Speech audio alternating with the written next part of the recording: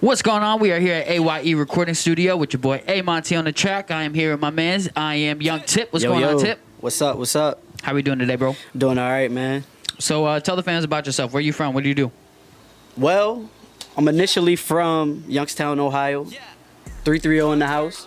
You know, I come from the Midwest. It's kind of like a melting pot for, you know, as far as music goes, because we get a little bit of the West Coast, we get a little bit of New York, we get a little bit of East Coast and down South. So, but that's kind of like where my origins come from, more boom bap type of thing.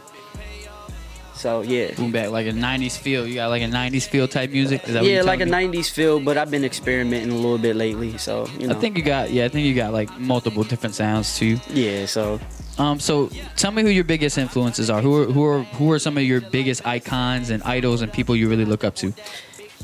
Jadakiss, I like Fab, Wayne, Lloyd Banks, 50 Cent.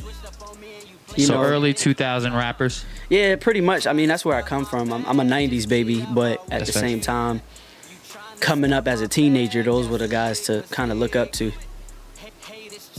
So like, who out of all those, who do you think your favorite is? Who's like your favorite all time? Wayne, I think Wayne had the biggest influence on the culture because I've seen him transition from so many different. He rebranded himself so many times. So I think that's kind of like what I want to do is be able to do multiple things and not just be stuck in one category. Got you. What do you feel like? What do you feel like sets you apart from all these other artists out here? I think the thing that sets me apart is the organic feeling in the music. Like, I'm never going to tell you anything in my music that I've never been a part of. I'm never going to tell you anything in my music that I've never seen or that I haven't done myself. So I feel like everything you hear is my own experiences, you know? So that organic feel is what I'm most going after. So I feel like that'll resonate with the audience more and longer. All right. What do you feel like your music gives to the industry? Like, what do you feel like you're going to be able to do as far as to the masses? Like, what is your message that you're going to be able to give out to the people? Like, why are people going to love your music? People gonna love my music because it's always gonna be truthful. It's always gonna be real. What I give to the industry, we see a lot of things that now, since through COVID, a lot of things have been exposed about the music industry. The independent lane has been kind of winning. So what I bring to the industry is more of an organic feel. I feel that. What do you feel like is the most important thing to know as an independent artist right now in this time of day? Marketing. Because you have millions, and when I say millions of independent artists, probably more than millions, who can easily just buy a home studio for $100 and put music down and upload it to SoundCloud. Well, I would say to get a quality studio, probably a couple hundred, but AYE Studios. it's not. It's an investment. It's an investment for sure. What have you done to invest into yourself? This year during COVID, it really brought me out of my comfort zone. It put me in the positions to put money into myself. How can I brand myself? How can I market myself? Those who know me know I've been grinding nonstop on social media. I've been coming to the studio. I met Monty. I've been over here more frequently. And I think that's the key. If you don't believe in yourself, then nobody else will. So putting that money behind who I am and what I believe in is most important. What type of things do you do to market yourself? Things that I do to market myself is advertisement. I'm constantly uploading content to keep the fans engaged, networking with different people when I meet people, letting them know what I do, and you know, just making them believe in the projects and things that I do as much as I do. That's big facts. Excuse me. The adjustment. Like, what do you feel like the adjustment is for COVID-19? Like, for being an artist, it really went from making money from doing shows and stuff like that to adjusting to now people really have to find out other ways to make money. How did you adjust? I think it put me in grind mode, and the way I adjusted was just go harder. COVID-19 was the best thing that ever happened to me because one, it brought me out of my shell once, and it just made me go get it even harder. It's just like, yo, like there's millions of other ways to get money, just other than doing shows, and it exposed a lot of people because they were just eating from the shows and stuff like that. So now everybody's scrambling around looking for other methods to make money. That's a big fact. Yeah, that's super important, is finding every avenue you possibly can to make money. Another question I have for you, how do you feel? Do you feel like music is for everybody? Do you feel like anybody can make music, or do you feel like it takes a certain type of person? I think I was watching the BET Awards and Lionel Richie was on there. And then he was saying soul like has no color. So what I got from that was anybody can make music. You can get on these tracks, anybody can make music. But is it real? Is it going to sit with the people? And how long is it going to sit with the people? That's just how I feel about it. But anybody can get on the track and do a song. Well, let me add another question onto that. But as far as the business side of the music, do you think the business side is for everybody, or do you think business is not for the weak heart? Because you got to be able to listen, man. There's sharks out here, and if you don't know the business, you'll get screwed over time and time again. And it's you're gonna get screwed at some point in your career. It's just learning from those mistakes and learning how to maneuver differently. It's about it's about like how you take getting screwed. Personally, for me, it's how you take getting screwed over. Like if you learn from it and then you learn how to build from that, then you can continue forward. But if you can't learn from that. Also, I want to say we did a show in Virginia Beach. Shout out to Miss Coco. I haven't met her I have met her personally, but I haven't had the opportunity to work with her. But I will say this. At the end of the show, she had a long speech and she talked about how, anything that can go wrong will go wrong in the music industry. Big facts. And a lot of times it's just business. You cannot take this stuff personally because things are going to happen. When things do happen, the only person you have to look at is yourself. You have to sit back and say, well, how can I move different? How can I prevent that from happening next time? And then you just got to keep moving. I feel that. So we've been talking about the work ethic. We've been talking about the grind. Tell me about, I really just want to know what is your work ethic like? Like, what is your everyday life like when it comes to music? What is your tell me what your life is involving music. Like, is music your life? Is it everything? Tell me what your work ethic with this music is. I'll share a little personal experience I've had on this journey in music, because I've been doing music since I was 8.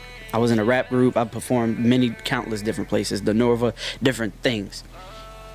I will say this, for the first time in my life in 2020, I had to actually ask myself, how bad do I want this? And it came at a crossroad where people in my life decided to say, look, what do you think is more important, me or this music? And I knew my music was important. I'm not saying it was more important than whoever that individual was, but I knew it was so important because I had to sit there and actually think about it. So that made me say, listen, I have to find time to do both because I will never give up on the music. You get what I'm saying? So that's when I knew. Thanks. Yeah, I personally feel like when you do music, it has to be a lifestyle, not just like a career. It's a lifestyle. When it comes to music, everything you do has to revolve around it. It always has to come first. I agree. And I feel like that's with any career that you do. If you really want to do something, that has to come before anything. That's just how I've been living my life personally. But we've been talking about the work ethic and all that, but now I want to know your process. Tell me your process. Like, what is the first thing you do when making a song? Like, the first thing I do is, normally I have a package full of beats on my computer, and I go through them and I just listen to them. Whatever pops into my head, I literally do not write it down. I just spit it onto the track. Then I go back, and if I need to tighten up certain words, I'll do that, and then redo it, and then I'll send it to a couple of people that I trust, and they'll say it's a go or it's a no. But even if they say no, sometimes I just be like, yo, I really feel like this record can pop. And, I'll still go with it. But trust me, I got a lot of throwaways just like everybody else. Yeah, I have a lot of throwaways too. So, how long, when you record, or you write your songs, right? Yeah, so 100% all me. So when you write your music, how long until you actually record it for real? So you say you lay it down on a track. Do you listen to it for a while first? Or do you just, lay it down, listen to it, all right, I'm ready to go? Yes. I'm very tedious on sounds. So if something doesn't sound right or I hear something off, just re-record it until we get it right. And then that's how it becomes a throwaway. If I can't get it right to where I want it, then I normally don't use it. Right. Okay. So like, what's your release? I'm sorry. All right. So my next question for you is, what's your like, after you're done making your song, what is your process after that? Like getting your cover art done, getting everything ready. My cover art is, I got a guy that I use that he's very faithful to me. It's usually a 3-day turnaround. I get the cover art first. If I'm okay with the cover art, then it's just as simple as releasing a song. But again, that goes back to marketing. You got to understand what's coming ahead, what major event, what this day lies on. Is usually a Friday. I usually do Fridays when we release, or when I release. It depends on what's going on around me. I feel like releasing should be a strategic thing to do. It's like super important to like strategically release your music, just because if you're just releasing sporadically, it could become overwhelming, I think. Yeah, I think, and that's important too. That's why I was thinking I wasn't going to release another single for a while, because I've done 2 already, and I don't think they've reached their full potential because I'm still in the marketing process. You get what I'm saying? Yeah, I think with marketing, I think what it is you have to find multiple songs, or you have to do multiple songs, figure out which one is the best, put that one out. You know, that's correct. Really I agree with that. Really push that song. After that, you start to release your other music, but still keep your main focus on that one song. Right. Because as local artists, we're local artists. Like, it's old to us, but it's new to everybody else. Right. That's just my thought process on it. But that's really all the questions I could think about. Where can everybody find you? You can find me on Facebook at Iamyungtip. You can find me on Instagram at Iamyungtip. You can find me on pretty much everything. And on Snapchat, you can find me at Q-Tip Rap. That's QTIPRAP. Pretty much Iamyungtip is everywhere. You can type it in on Google, and it'll pull up all my social media and everything there. So, all right, man. Well, that's all we got for you today. Appreciate you, man. I am Monty on the track here at AYE Recording Studio. My boy, Iamyungtip. That's what's up. We gonna catch y'all next time. Good looks, Tip. Be easy. All right. I wanna see you bust it down on me. Girl, I want you to bust it down. Girl, I want you to bust it down for me. Girl, I want you to bust it down.